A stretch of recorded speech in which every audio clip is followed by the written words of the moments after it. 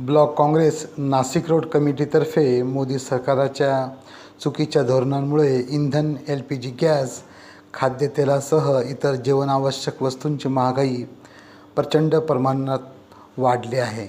महागाईने जनतेचे जगणे मुश्किल झाले आहे. महागाईविरोधात नाशिक रोड ब्लॉक काँग्रेस कमिटीतर्फे सायकल रॅली काढण्यात आली. सायकल रॅलीची सुरुवात देवळाली गाव येथील महात्मा गांधी यांच्या पुतळ्यास अभिवादन करून मोदी सरकार विरोधात घोषणा देऊन झाली. रॅली देवळाली गाव, बिटको पॉईंट, नाशिक पुणे महामार्ग, छत्रपती शिवाजी महाराज चौक, मीना बाजार, गोसावीवाडी, डॉक्टर बाबासाहेब आंबेडकर चौक, सुभाष रोड आदी परिसरातून काढण्यात आली.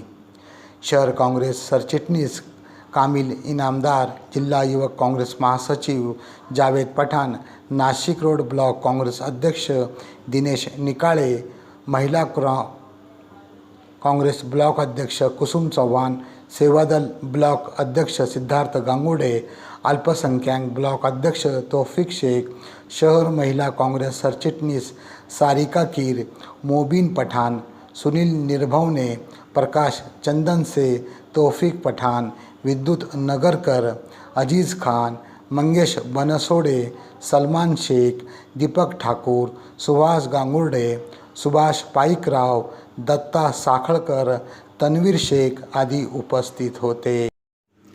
AKP न्यूज मराठीसाठी वसीम खान पठाण, नाशिक रोड, नाशिक.